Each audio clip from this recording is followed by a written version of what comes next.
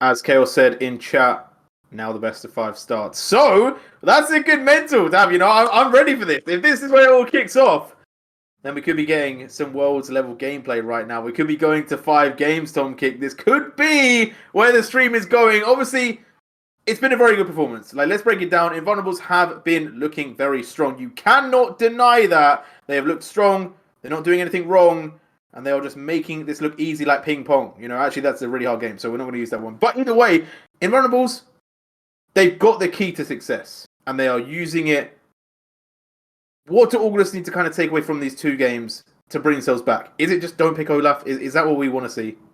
Yeah, I'm not sure that's the pick. I'm really not sure. They have this really huge prio on Olaf, and it doesn't really look like it's paying off for them. I feel like if they want some prio picks, you want to be looking for the Maokai, the Sejuani, Aatrox, stuff like that. That's strong, really good picks that scale really well, have a better team fight, and doesn't really fall that behind if you die. It's fine to die. You're a low resource champion if you're Sejuani or Maokai. But at this point, they need to completely change things up. I need to see something completely different. I want to see changes on all sides. I want to see something crazy. I want to just see, maybe not comfort, don't completely, have too much fun, but we need something really different at this point after game 2. Yeah, no, I definitely agree with you. I think that the switch up would be good. I think they have had some successful switch ups in the past. The difficulty is kind of what you switch up to. We're going to go into draft, though, to see where they find themselves in game number 3, draft number 3 on your screens. As we are going to see Orgless back onto red side. So red side was better for them, I guess, statistically, than blue side. So maybe this is giving a higher likelihood of the win. We're going to go back with the Shen, though. Fiora banned out. They're sticking to your plan. If they go for another top laner here, they're following your advice. Yeah, I want to just, if you really, really, really want the Olaf, just ban top laners, but looks like Silas is going to go out now. That's fine. They want to, keep on now mixing it up a little bit so they don't get to play too many things from the earlier games. Invulnerables, just keeping it the same, keeping it the stack, just keeping it comfort at this point. Don't really have to do too much spicy. I would assume they can open some kind of flex pick, have something that you really don't show too much. And then it's up to Orgless to maybe spice things up. But Invulnerables have just taken the Olaf away. They forced Orgless onto not Olaf. I guess this is helping Orgless. I don't know. Or maybe this is Invulnerables be like, we will beat you with your own picks. We're that confident. We'll do whatever. It's some bold picks right there. Picking up the Olaf is strong. Sion has become a menace in preseason. Everyone's talking about Sion being a problem. Obviously was good before, but not necessarily as dominant. We'll see how it goes into the Olaf. Graves picked up a strong jungler, and now we get the Twitch. Was that Twitch insta-locked in? Or are they still... that was insta-locked. Damn. Confidence. Respectable. Pairing it with the Nautilus is kind of weird. I would assume, if you want a Twitch, you want a Yumi, you want a Lulu, you want Soraka, stuff like that, just to be able to, boost up the Twitch, do whatever you want on that side. Respect the Master, however. But then, I on the other side, at least you have something different. You have the Cyan. Insta-lock Yone. Okay. But then, okay, so they need the AP bot here. But what do you play AP bot? So Heimerdinger is already out. That's what I've seen them play earlier. I would assume what you can do at this point is potentially a Seraphine if you want team fight with Yone. Or maybe you just go ballsy with Karthus. That's the other thing. But I'm really not sure about the bot lane picks here. Yeah, the pool is definitely limited, and we'll see what they ban away as well. Swain being taken off the board, obviously a really good AP support. We're seeing the Akali, the Echoes removed. They're really trying to pinch Fierce's pool, but so far has looked strong. The Seraphine also removed. That was the thought that I was going to go down, but Rel picked up. They are doing stuff different. Orgless have decided to go for a different style, and I like it. It's what we asked for. Yeah, it's really different, but you're picking 4 super engaged one of fist fight champions into the Olaf. So I would assume Orgless being the ones who love the Olaf would know not to draft kind of this into Olaf. So that's the kind of weird thing. But then wait, they have Twitch. Is it Twitch jungle? Is this actually Twitch jungle? Am I tripping or is this Twitch jungle? What is happening? Have they? They're going for Twitch jungle or maybe Kaisar mid, depending on what they lock it. think it's Twitch jungle. Are they playing? What is happening in this game? They've gone Renekton. Is it Kaisar mid? No, Renekton mid against Yone. That's really good. That's like a standard. You can go Okay, Renekton alright, into okay. But I think it's then Twitch. Yeah, it has to be. Damn. Well, we got the counters. Yeah. we got the counters. As we might take a second to kind of like jog our brains a little bit about what's happening right now. I gotta just figure out okay, well, what is going on here? So I respect this from Orgless. This is completely different. I like this. You have a lot of changes. Karthus is gonna have a lot of uses of his passive because he's gonna get run down by Lotus and Kai'Sa. But hopefully Rel can keep him alive for a little bit.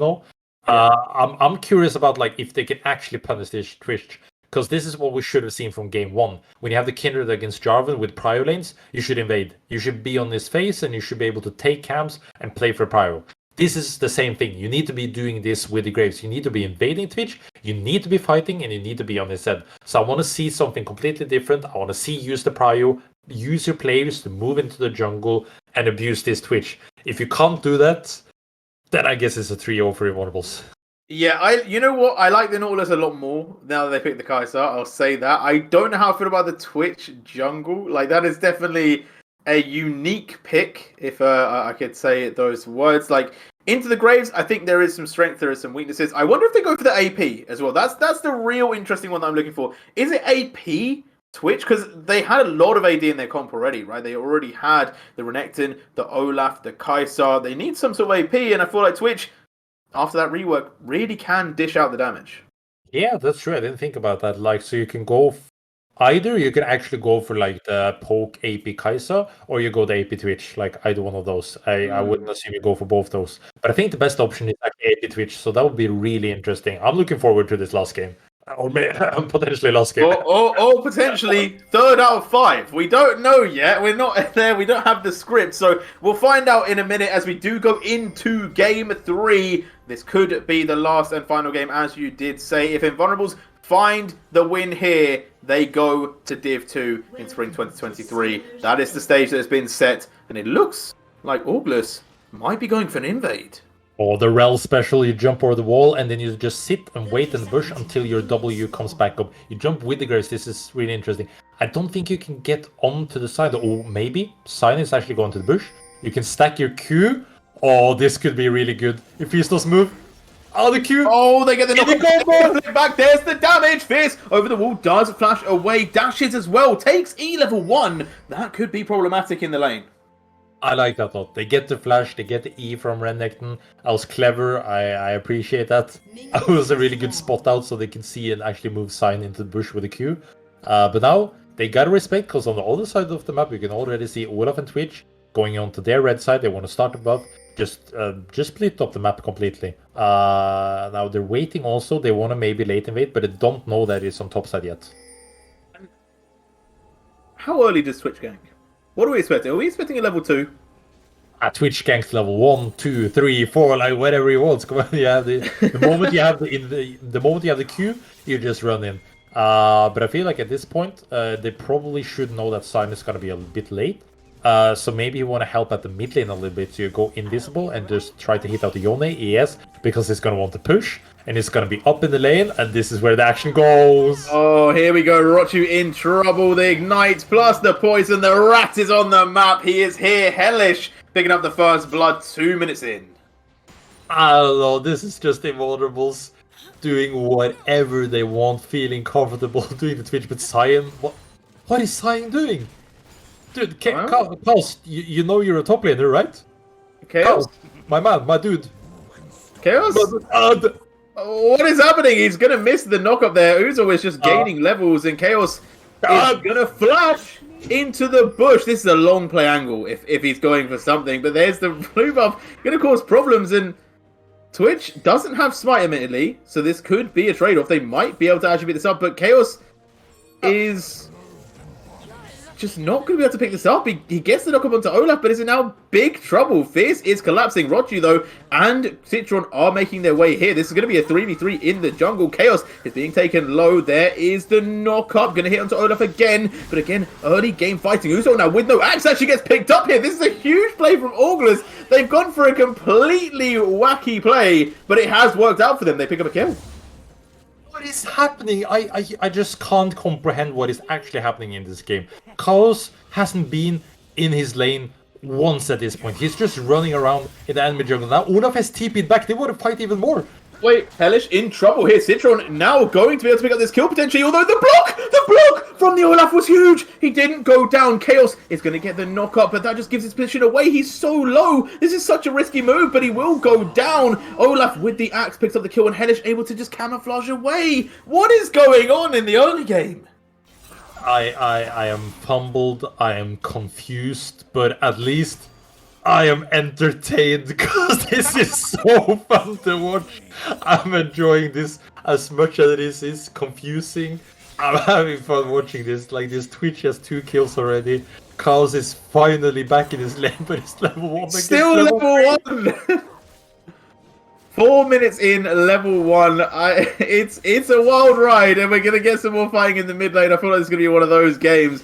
Magic Pants potentially looking for the knock-up. Not going to go on to Fierce, though. Looking for Sander, but the hook away gives him the distance. But here comes Chaos. He's left the lane again. Looking for the knock-up. Sander just having to dodge everything. Gets away again with the hook. Doesn't have flash though, still on the run, gets slowed down, the damage is ticking over, gets the slow, the ignite, but there will be the final bit of damage. It is going to go to Chaos, so the roaming death squad is finding some momentum. And how did it survive for that long? What?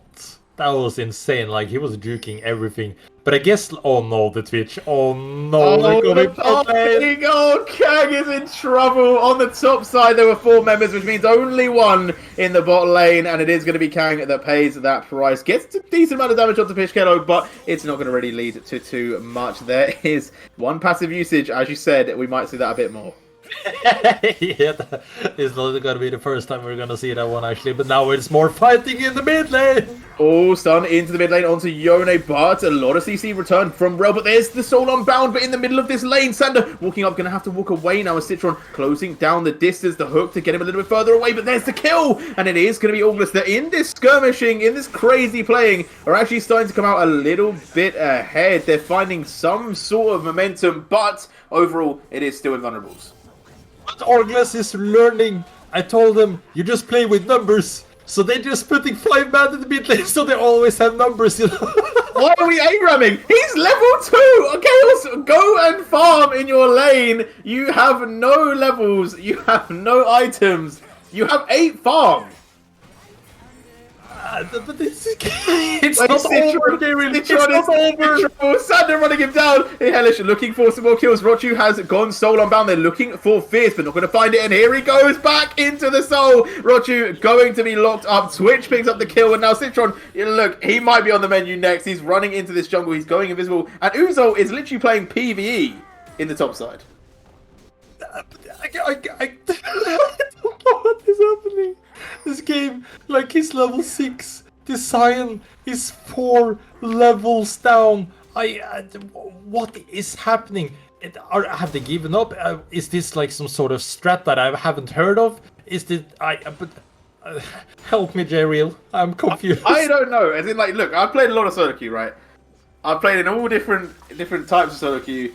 I've never seen these strats. These are some new strats that feel homebrewed, and we'll see if they work. Because you know what? This has been a pretty action-packed game, and in action-packed game, there is a lot of chance to flip games and lose a lot of momentum. So maybe Orgless are going down that path. We'll have to see, as we are going to get another fight in this bot side. Hellish moving forwards, drops the slow, and Kang going to be hooked in, like you said. Does have the Requiem, but no one is low enough to be killed. You know what? I think I figured out what the strat of Orgless are now. I have come down into the bronze mentality solo queue. You know, I know the strat. I'll leak it to you right now. Okay, go for it. If I don't know what I'm doing, the enemy doesn't know what anybody's doing. And now they're going on the bot lane. We want to fist fight some more. Carpus does have all. Okay, it's not.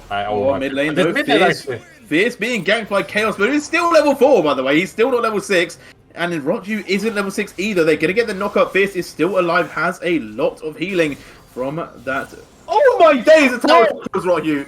Oh my days, Orgless overstepping a little bit too far, and Hellish now maybe looking to clean up. If Fierce can get onto this Graves, it could be good night for Citron, who is level 6 now, but will he be able to get away? There's a knock-up from the Scion, and that could be a big play! Requiem coming down! They found one, as now Magic Pants jumps in, and they get Hellish as well! They're finding some success in the Chaos. They will lose their Graves, though. Maybe a little bit of an overstep as Chaos trying to chase down Sander.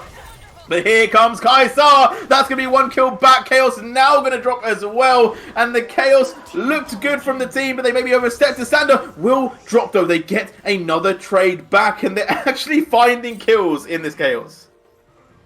It's just fist fighting upon fist fighting all the time. But Orgless is actually getting kills back. This is actually the closest game we've had all this season. Look at Olaf. He's not bothered at all.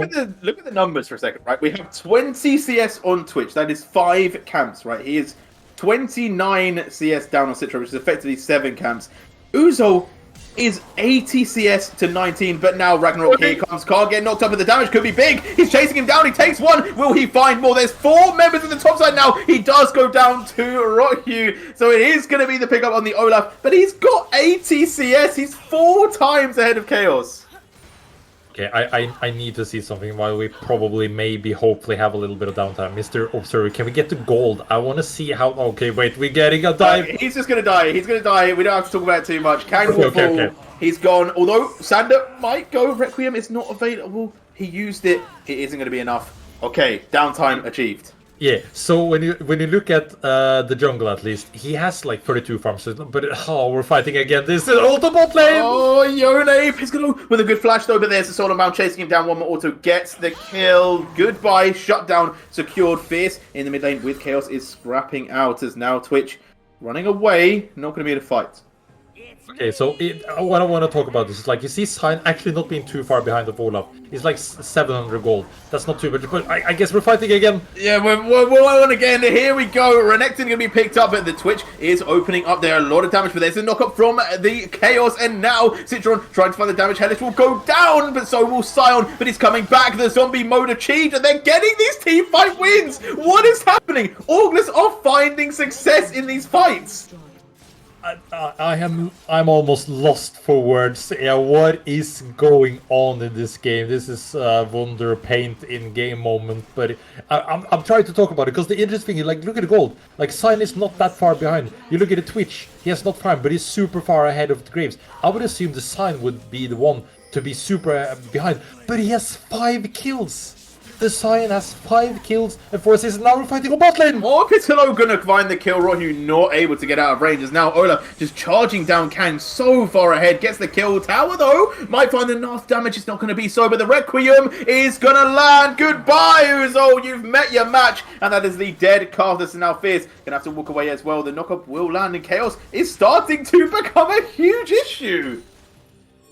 Like, this Scion has a mythic already. He's the second person in the game to get a mythic. This Scion was level 2 for approximately 4 or 5 minutes in the game. And he has a mythic already. He has 5 kills. He has the most kills in the game. In the game! He's even with the Twitch. How is this possible? He's just constantly running around getting kills. He hasn't done anything about like getting kills. I had a thought, right? Okay, so you talked about if we don't know what we're doing, they don't know what we're doing. I think also part of it could be that actually Uzo has been such a dominant performer in this series. They decided just to say, you're not part of the game anymore and play away from it. Although right now we are going to get a dive in the bot lane. Rock, you're going to go down. They just decided to play away from Uzo. And Uzo is now trying to get back into the game though. Chasing down Citron will pick him up. But if they can play away from the Olaf and just play it as a 5v4 and ignore that he's in the game, maybe they can win. Maybe that's the strats. I will say it is actually working then. They are further ahead in this game than they have been before. But it is still in the hands of Invulnerables. Yeah, imagine you're actually saying it. Like it's crazy because This is the closest game we've had all day. Oh, we're getting more fighting here. They get the knock-up, they get one. Piscalo now going pretty low as well. Will fall to Chaos, but Fierce is still there with Hellish, and they've taken down 2. They've traded evenly, and they're looking for more. Magic Pants is trying to get out of there, but I don't know how far he will be able to go away from this Twitch. Fierce picking up that wave, should be able to push this into a tower as the back is going there. Magic Pants, though, with the Blast Cone, might be able to secure himself a base, or he's going to go for the... Oh, no, it's not going to go down. There is the pick from Sander. He tried to just give it to a tower, but it isn't going to be so. But it's mad, you know. It's actually the closest game we've had all day. This is the closest game. Like, this Nautilus is now like 4 kills. He has more kills than everybody on the enemy side except the Cyan, who wasn't farming in the early game. We're just constantly running around, fighting and fighting and fighting. And now we're looking on the top side. Now it's Uzo is finally in the game now, and he is causing problems. 1 down, 2 down, looking for 3. He is fighting in Carter, so Willful himself. They've managed to pick up 2 for 2, and again, Orgless trading even. But it was a 5v2. We have to remember that Hellish wasn't in the fight. Piscalo wasn't in the fight. Neither was Fierce. Do they start just 5-stacking? We know that Orgless are continually playing for those numbers, like you said a little bit earlier. Do we need to see the response from Invulnerables to do the same? Yeah, do we need to see the response on actually just fist fighting everywhere? I think Orgless took my point a little bit too literal and actually just playing with numbers, running around as a death squad as like 4 or 5 people constantly throughout the whole game. It's like, whenever you see a fight, it's the goon squad coming. They're like running it down. It's like multiple members. We're here to fist fight. We heard from the caster that if you're more members, you're winning fights. And they are winning fights. Like, they're actually getting big stats. It's reminded me, have you ever seen that meme that's like, it's a picture of what looks like an autumn day, but actually everything in the picture is Ed Sheeran? And it's like different sides of Ed Sheeran. I feel like that's the gameplay from Orgless right now. It's like you think you see one Ed Sheeran, one member of Orgless, but it's actually like 5 members there all the time. You know, this is how you play a team game. You play as a squad. You play together. This is harmony. This is what you want to see from a team game, right? You play together. This is not solo queue. This is the definition of playing as a squad. They're bringing ranked 5s back. They're literally bringing ranked 5s back. That's what they're doing. Storm. 3 minutes caught out. There's a Yoni as well. They drop so much damage. And they pick up as well. They're looking for more, but Magic Man's going to go down. The Requiem over the top, though, is going to find the kills. And they actually are making it work again. 3-4-1 right there in the mid lane. But they have to be careful because Uzo playing for the tower, the tier 3 and top side. Yo, these fights be so crazy that J-Real's mic is cutting out mid-fight. Is like, this is how crazy the fights are going out. Like, stuttering, but we're not done. J-Real, you gotta get back from the water, because they're gonna want to fight this Drake. Now it's want to fight the Drake. Uzo is back. He had a mention on the top side. It is. The Ragnarok is going in. He's picked up one immediately. He's looking for more. There's going to be 2, almost 3. He takes them. And now it's just Chaos 1v1. The Cardus is gone. He's looking for the kill. He gets the dragon. And he gets the kill. Uzo said, I'm the one. Are you not entertained? This is how you play Olaf, and Invulnerables are showing you exactly what you want to do. Completely taking over the fight alone, obliterating Orgless completely in the pit and crushing their dreams to the ground. Just gone back to top lane. He was in top lane. He left the dragon to kill 4 members to go back to top lane. He doesn't get this tower though because they're looking for the engage. He doesn't have Ragnarok now. This is a little bit more tricky, but he's going to walk away. They don't have the damage to kill off the Olaf. And now Hellish is opening up. He's picked up 1. He's going to pick up 2. And it is going to be disaster in this top side. Fierce trying to finish off the tower. Just going to have to dash away. Although Chaos, making it difficult for him to leave, will not get the knock-up though. And it will be goodbye to the Gator. This must be the best game I have ever witnessed. This must be the most entertaining game I have ever witnessed, and it doesn't stop ever. We're fighting again. Magic Bats has gone down. The tier 2 will fall as well. Uzo is still in the top lane, pushing on this wave. He has not left. He left to go get Dragon. He then went straight back. He hasn't even recalled yet. Chaos now going to be stepping forward. They're causing problems for Piscalo. He still lives. Ryu didn't get the kill, and now they're turning it back around on them. Goodbye, Chaos. But in he goes with the fate sealed, but it's his fate that is sealed. Sent back to base, and Citron trying to help the team. The Requiem comes down. Goodbye to Fierce. Goodbye to Piscalo, but they're going to walk away still just about living as Uzo now trying to join the fight. Going to make his voyage all the way down to the bot lane once again. I'm not sure, man. I holy moly! Look at the kill score. Look at how many kills it's been this game. We've had 54 kills in 70 minutes. That's three a minute. 54 kills in 18 minutes. That's mad.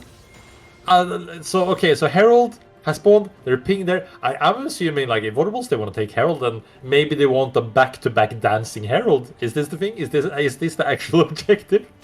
Oh my days! I've only ever seen it like twice in professional games. The double would be a massive statement. I'm not going to lie to you. If Invulnerables could pull this one off, and to be fair, they are knocking on the door already. They've taken the inhib in the top side because Uzo is just perma staying in one lane. Now he's gone to bot lane, so he's just switching up the map. And I think we're going to see a pretty similar display that we've had already in this game. I think it's 12k gold ahead for Invulnerables. Orgless, they're finding a new angle. They're looking at the Twitch. The TP coming already from the side. They can't see it.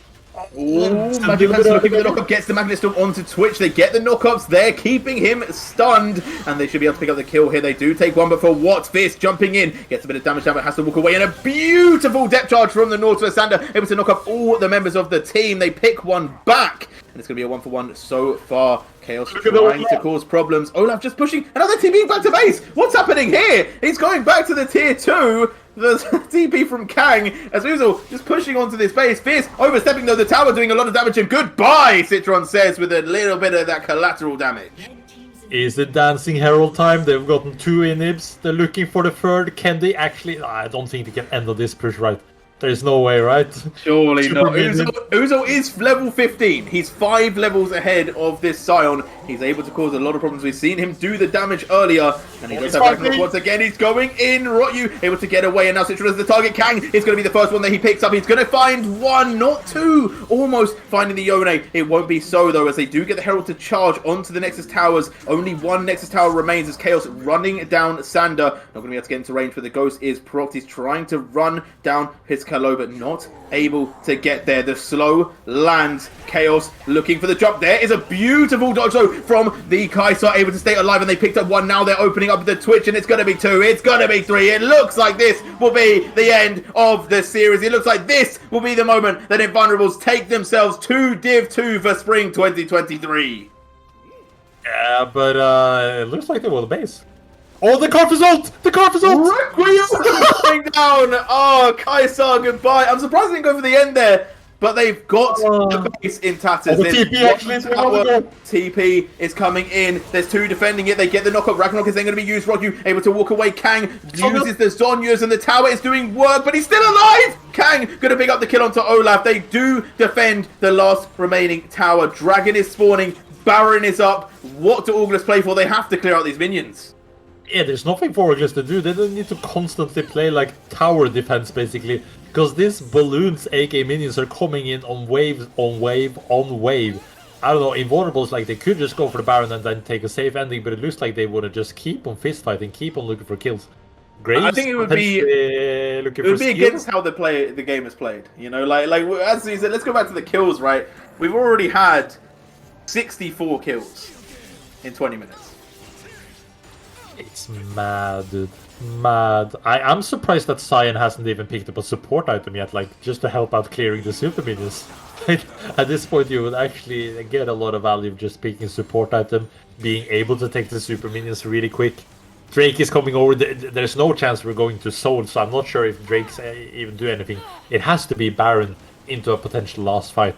And Orgless is like, guys, it's fine. We're scaling. We're just taking the minions, getting the items. Citron has been sitting in this bush for a while now. and I think he's been waiting for the steal. And I think he will get his opportunity now as they do start up the Baron. Would you put money on him getting the steal?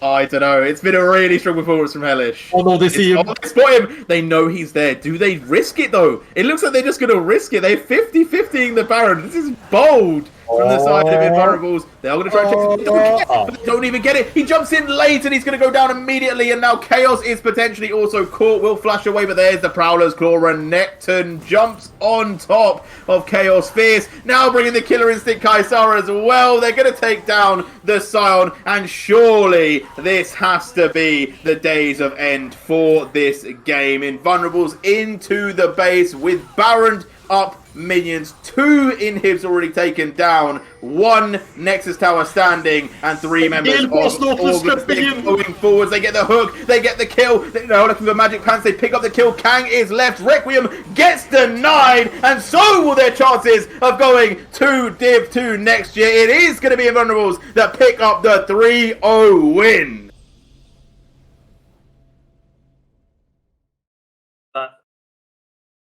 That must be the quickest and the most entertaining series I have ever watched. Ever. That was a game of League of Legends. Like, it in its entirety, I think in all of the games NLC has shown this year, that was probably one of the most fun. Like, they put on a show. Are you not entertained? Definitely living it to that game. And Tom, I feel like Invulnerables really earned it. You know, I think they actually played in the games that weren't this crazy fist fight perma. They played really clean. In this game, they even show that they can do the scrappy, the dirty fights, and they still came out on top. Yeah, that was like Invulnerables showing why they're actually winning this series, why it's a 3-0, the strengths of the members, the strength of the macro, the team fighting, the individual players. Everything was just working so well for them. I'm not really sure what to say from Orgless side on this last game. That was a little bit of a fiesta, but it's all about talking about where it needs to be deserved. And at this point, Invulnerables show why they're the best team from Division 3, now deserving and getting this Division 2 spot. I'm really looking forward to see the next step from this org. No, for sure. I'm also really impressed with Chaos actually coming back into the game, right? Man was level 1 at 4 minutes. He had like 10 CS at like 8 minutes. Like, this dude was like so far behind the game and still was having such impact, which really says a lot, right? And definitely a good performance in that game. But all in all, it is going to be Invulnerables that pick up the win there. Orgless not able to turn it around. It's another 3-0 versus Invulnerables. And Invulnerables, they really did turn up in this tournament. I feel like they've looked dominant from the get-go all the way through to the finals. Yeah, they've been performing, they have been working. You can clearly see like the macro in the end. I was surprised this is a Div 3 team. I want to see more from these boys. I don't want to see some completely rebrand, like complete new roster. I want to see these boys again. Like I was impressed. I want to see them play. I want to see them improve more in the second division and not just disappear into the void of third division again. Yeah, no, indeed, me too. And I believe we are going to be going to a break now. Production, can we just get a check on interviews? Okay, we're getting blanked by production. Oh, we are getting 2 interviews. We're getting 2 interviews. Okay, perfect. Well, we are going to go to a short break. We'll be joined back with August interview, then followed by Invulnerables. So make sure you stay tuned for the interviews.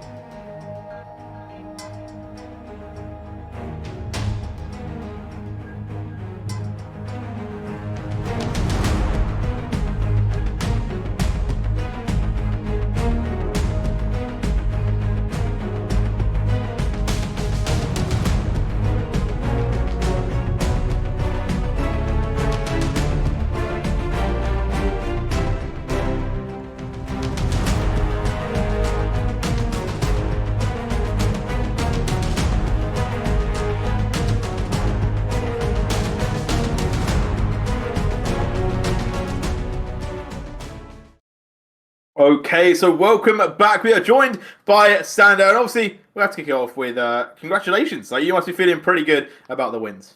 Yeah, it was a pretty quick series, but it felt really good. It was a really funny series. So Okay, let's get into the important questions, right? Let's start it where we all want to know, game 3, Twitch Jungle, planned, new pick, something that you kind of do a lot as in scrims. Like, where's that come from? um, actually, the Twongle, as we call it, it comes from Uzol and Hellish Duo in like Gold, Elo, EONE, Flex Queue, where they rack up like 40 kills basically. So we thought this might be the perfect angle for the Twongle to be whipped out, and it was. So yeah. Tom King, jump in, yeah. I want to know what were the comms like when Sion came into the jungle level 1 and started to fist fight around the blue buff. What were you guys talking about, and what was like the reaction around that moment? Because I feel like that was the beginning of the craziness. Yeah, so actually we didn't have any vision of Sign for like first 3 minutes, right? So we were like, where is he? Is he taking our top side? Is he camping in a bot side bush? We were scared for our lives on bot side as well because we didn't know where he was. And then the goon squad all showed up when we were trying to take our top side, and I mean the comms were crazy. I can tell you that it was like, do we fight it? What's happening? What's going on, guys? And I mean we handled it pretty well, I would say. Anyways. And did it calm down throughout the game? Because like the game didn't chill. There was no chill in that game. Like, No. you guys were everywhere and anywhere. Like what was it like? Was it at least fun to play the last game? Like, it looked a lot of fun. Of course, it was really really funny. I mean, as you say, like no one knew what was going on. We were just stronger everywhere on the map, and if they want to fight, then let's brawl, guys. So that was our philosophy for this game, and yeah. But yeah, bringing it a little bit back, we got to talk about game 1 and 2 because it was really clean. It was really well played. How are you guys feeling after game 1? Was it like, okay, you feel like, okay, this is just another 3-0 day, or were you like respecting? Like, how was the mood in general throughout the series? Because that's pretty interesting when you already have a 3-0 on the back against this team. Yeah, I mean, as you say, we already kind of smashed them the last time, and I remember we watched their game against Formulation Gaming where they won, and they said in the interview that they were gonna switch everything up. So we were like, okay, are they like actually gonna have a chance now or something? But I mean, for game 1 they tried to ban out our bot lane. They banned 2 ADCs and my Karma, which we prioritized a lot before. And once we like completely stomped them, we were like, yeah, okay, well, didn't change anything. We got a 3 of them again. Basically. Fair play. A pretty strong performance from you guys, obviously, in both of those series against Orgless. Obviously, looking to the future now, up to Div 2 for the summer split. How are you kind of feeling about moving up into that competition, right? Are you feeling like, obviously, you've maybe played against some of those teams that are already there, or maybe scrimmed against some others? Do you feel like you guys, as a 5, are pretty much ready to take on that competition? I mean, disregarding the uncertainty of the NLC right now, Yeah, of course, yeah, assuming yeah, it happens. yeah. I mean, I think there's a big skill difference in Div 2. I think that it's a very top-heavy league. Like the 3 best teams should like always win, in my opinion. Because like I think we're for sure Div 2 ready.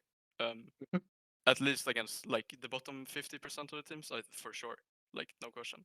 Of course, like we saw natives last bit, they completely turbo stomped everyone.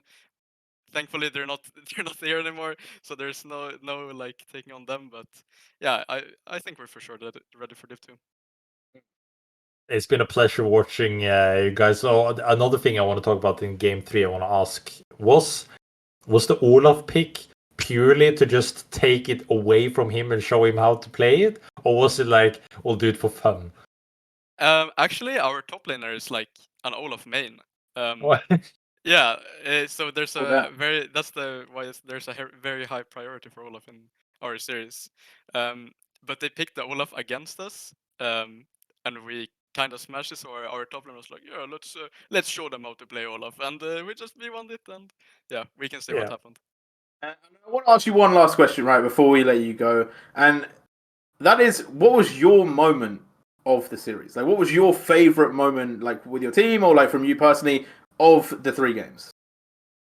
I mean, I think like there was no real moment like it was a pretty easy win. Like, no disrespect, but I think the funniest moment for me, like the game 3 was obviously the funniest. Like it Yeah. was really really fun. We had a few really funny team fights going back and forth. But I think at like just the end when we were like all in very good spirits, When you Gale Gale Force Force. hooked Yeah. the classic Chinese combo, of course. Yeah, I mean just the end of that game was really really funny. Any last questions from you there, Tom? I wanted to ask about the Gale Force. I got answered there. It was the perfect combo in the end there. Yeah, Okay, I mean, well, yeah. perfect. With that being said, we're gonna say, Sander, we're gonna say goodbye to you. First, before we let you go, though, is there anyone that you want to shout out before we end the interview? Actually, before I shouted out my in real life friend, but now I actually want to shout out my ADC because he has been put like in the backseat of the car. Let's just say, like he's been playing this boring champs like MF Sivir and everything ever since we started playing, and I think he deserves a lot of respect for it. He knows his like place in the team. He knows what he needs to do, and he does it, and I really respect that. Yeah, really nice. And anyone else? You said you wanted to shout someone else out as well. No, just him. Okay, perfect. Well, thank you very much, Sander, for coming for the interview. We're going to go to a short break now. We'll be joined with another interview when we come back. Oh, actually, no, we just go to us. Oh, okay, I wasn't expecting that. Oh, we are going to break. Okay, we'll see you in a bit.